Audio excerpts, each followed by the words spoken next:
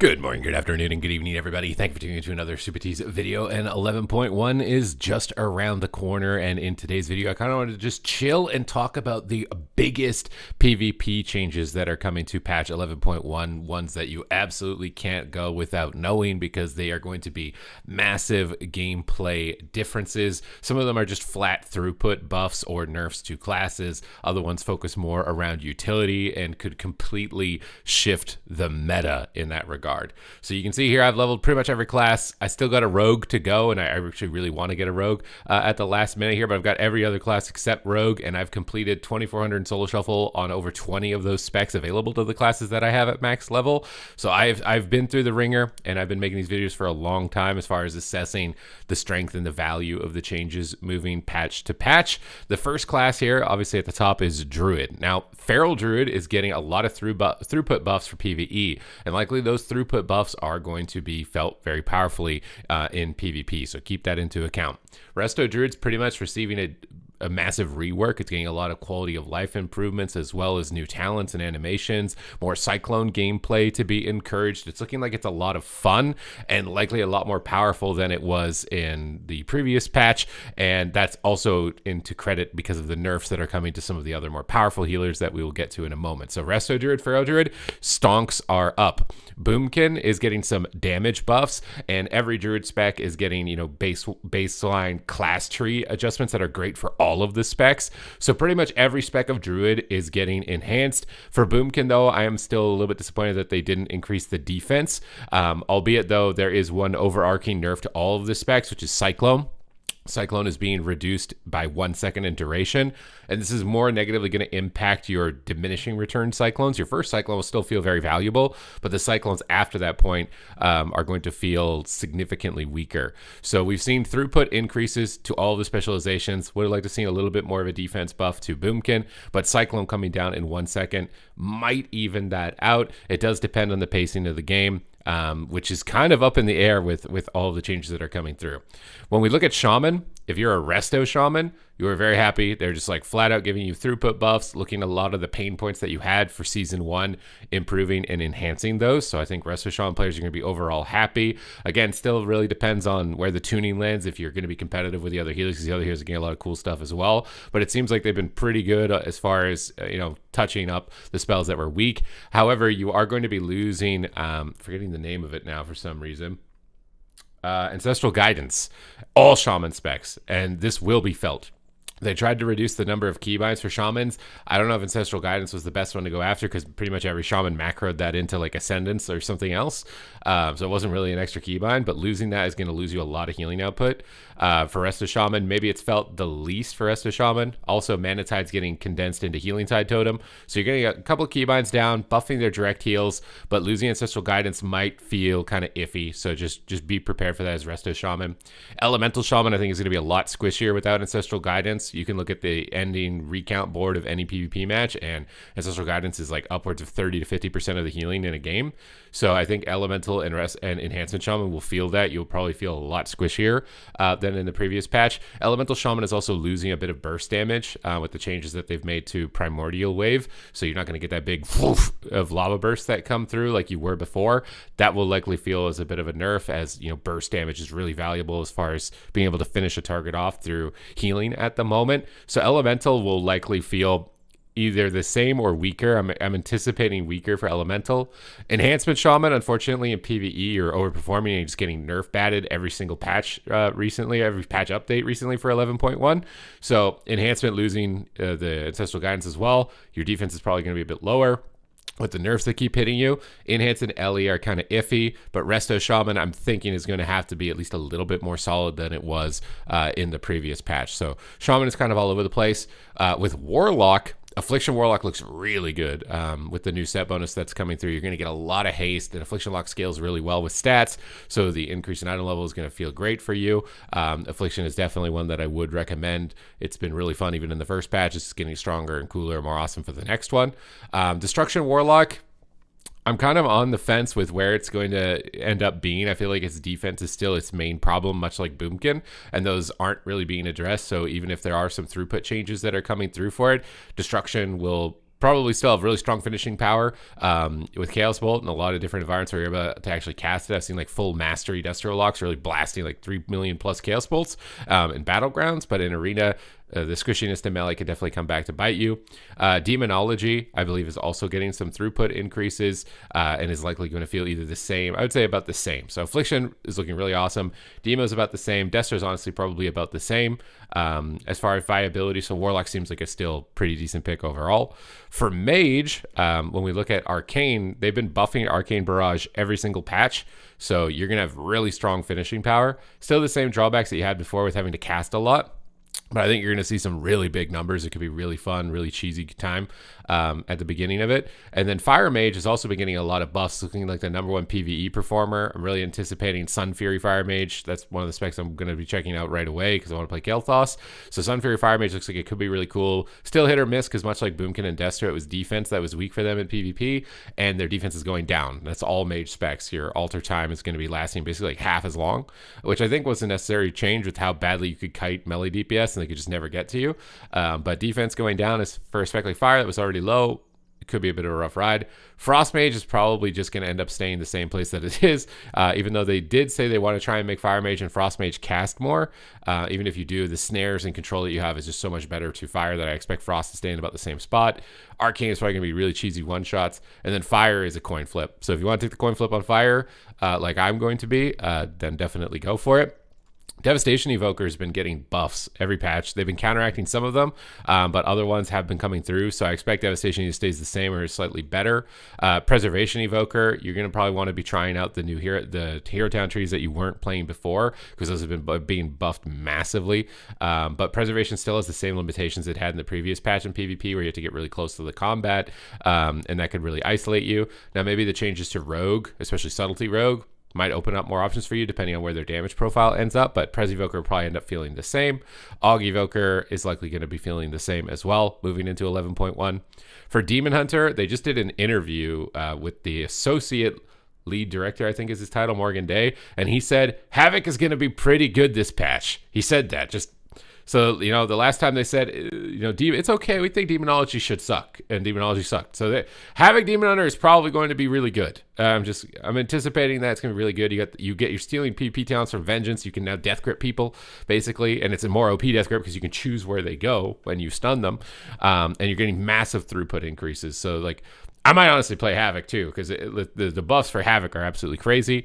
All tank specializations, I should have mentioned this as well for Guardian, are probably going to be really gnarly in Battleground Blitz. I've been playing Battleground Blitz now towards the end of the season, and tanks already seem kind of really high impact actually in a lot of BGs. They're all pretty much getting like 15 to 20% damage buffs. So yeah, I'm a bit worried about them in BGs. I don't know in Arena. It's possible because I have seen some Arena teams running like BM Hunter tank specs. So we could see that type of meta coming through. I don't know if it would be Vengeance particularly, but something like a Prot Warrior definitely could be the case. Now, Holy Paladins, they were an outlier as far as being really strong, but they're nerfing down their Melee Wings build.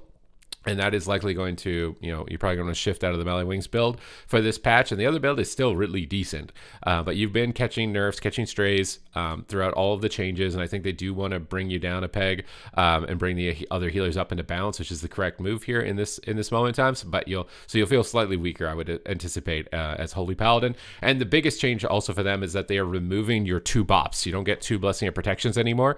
You'll be able to get a magic Blessing of Protection, but you lose the 2 physical bops. So you get a lobby against rogues and warriors, and you kind of just hard counter the lobby and no other healer can keep up with you because you just have 2 buffs that remove all of the enemy cooldowns. That's not the case anymore. But in caster lobbies, where you may have been more susceptible, you're going to have the ability to magic bop, which could be really good, especially if you give that to a caster on your team. Let's say it's like 4 spellcasters. You can make one of your casters immune to magic damage. They're immune to interrupts too. It's like a huge mechanic there. So you're going to be weaker in the lobbies where you were really OP, but then slightly better in the lobbies where maybe you were disadvantaged. And I don't even know if you were that disadvantaged, but maybe with the throughput changes. So Paladin is likely going to end up just, I think, in an overall balanced state. And I wouldn't be too worried about it other than maybe shifting your hero tree talents around. Ret Paladin's absolutely going to bonk everybody. It's already bonking everybody, and it's not going to stop bonking. This thing is just a bonkers here for 11.1 in the previous patch. It's just Hammer of Light hits so hard. It's just instant damage, big burst. When you get the 2 proc where it goes Hammer of Light and Hammer of Light, you just KO somebody. I don't think that's changing, at least with the changes that have come through at this moment in time. Ret Paladin looks really solid. Prop Paladin, same deal. 20% damage buffs can't be ignored. I think that it will likely have some impact. BM Hunter, this is one that it makes no sense to me, but it's getting even stronger than it was. Everything's getting buffed, and they're making it autopilot with your set bonus. So BM Hunter is going to be dominating. If you had one of those already from the last patch prepared and ready to go, and you just want easy rating, I can't tell you that it wouldn't already be easy rating again. Survival Hunter is also maybe going to be a sleeper spec. It's likely going to be hitting really hard with some new talent trees, some new builds. Mongoose Bite's getting buffed every single patch, it seems like, at this point. So I think Hunter in general, this is like the patch in Dragonflight that was for Ret Paladins, where they just giga buffed everything on Ret and it dominated the whole patch for PvP. It's possible that Hunter and maybe even Demon Hunter is going to have the similar effect here for this patch as well. So Survival Hunter, definitely recommend it. And Marksman's getting the complete rework without its pet, so it's looking like it's really cool to check out. We have to see how that plays out, because losing the pet means you lose the utility from your pet, which can make it more difficult to use when you're CC'd. And your Mortal Strike not coming from your pet means it's relying on casting aim shots. So if you're not able to get aim shots off, you don't have Mortal Strike on any target. But if you're able to free cast and you can get Mortal Strike on multiple targets now, it could likely be really good. So Marksmanship Hunter is kind of like Fire Mage for me. It's kind of coin flip. Could be really strong and awesome. Might fall flat on its face. Whereas Survival and BM Hunter are just getting flat out throughput increases. I think they updated a lot of new visuals as well. And you got the new pet system, so you can use any pet that you want now, and give it the build that you would like. Although I think mechanic pets are likely going to be the strongest in PvP because they're immune to the most amount of crowd control. Now Priest, Shadow Priest, you're just going to be the same. Nothing happened. You guys are chilling. You're the same. Disc Priest is losing Rapture, which is a big cooldown. Lets your next, it lasts so long, and then you get cooldown reduction during its duration also. So it's like you can almost like reduce its cooldown while it's active. It's probably one of the strongest cooldowns in the game for PvP. So losing that might come as a big shocker, come as a big hit, but I think it's kind of necessary because they just had so many more cooldowns than every other healer in the game, that it's going to make sense. So we're kind of waiting to see how that plays out. It's kind of like Paladin. Trying to bring down Disc and Holy Paladin because they were really top performers. Holy Priest got a complete rework and update as well, touch up. I think the main problem for Holy Priest still is that it focuses on healing throughput, and in arena situations where dampening reduces healing throughput, that affects basically your entire kit, and your sustained damage is low. Other healers have way higher sustained damage. So I would have liked to have seen some sustained damage buffs like Shadow Word Pain doing more damage for Holy Priest. So maintaining that, actually, like, hey, if you're able to squeeze a couple globals in, give me a Shadow Word Pain up, that will likely impact the result of the game. I think that could have helped Holy. But the throughput buffs will likely feel good, especially with the nerfs to other healers. But the fact that you're just completely based on healing, it might be a bit of a rougher ride for Holy. So Disc is kind of up in the air a little bit. Holy also a little bit up in the air. Shadow is just going to be about the same. Warrior, I don't know what you guys did to deserve so much love from Blizzard, but like Arms Warrior, Fury Warrior, you're just getting throughput buffs, much like BM Hunter and Survival Hunter. Just, you guys are going to crack skulls, which is weird for Arms Warrior because Arms Warrior was struggling defensively like Boomkin and Destro Lock, but you're just going to get more damage to compensate, I guess. And I've seen patch after patch demolish, one-shots people, and then they nerf it into oblivion, and then they buff it again, and then one-shots people. We're in the cycle where it's one-shotting people, I think, again. So you definitely want to probably be checking out Colossus and demolish one-shots. And Fury Warrior is just going to be an absolute menace. That Fury Warrior is going to gobble people up with the damage increases. And Prot Warrior is going to be ungodly. Prot Warrior is going to be ungodly. It's, oh my god, it's going to be disgusting. No one's talking about, no one's noticing these tank changes that are coming through. Prot Warrior is going to be ungodly. Warrior just across the board, disgustingly good class, I think, at the start of 11.1. For Death Knight, you guys took a hit to passive defense and some survivability. I think it's going to definitely be felt on Unholy. You're not really getting compensated. There was one patch where they gave you some Death Coil buffs, and then they immediately took that away. So there is a pet build. Potentially there's some type of minion play you could do with Unholy that could be cool, but I think your burst damage is still going to be lacking, and your defense means you'll get shattered by these warriors and these hunters. They're going to absolutely destroy you. So Unholy DK, it might be a void spec, but Frost DK is going to be doing killer damage. It's going to be just destroying people with AoE, and Frost DK synergizes really good with things like Demon Hunter. And I think it synergizes well with Hunter. So Frost DK looks really strong, and Blood DK is probably going to be crazy good as well. So Unholy is, I think, one of the few specs where I would say you might want to avoid. Maybe give it a go, see how the minions play out, but without having any burst damage, kind of just like Ellie, if it doesn't have any burst, you have Earthshock still. It might be more of a struggle. For Monk, Mistweaver, like I just got the Elite set. I got this guy all prepped up for the next patch. I'm ready to jump in and get this stuff going.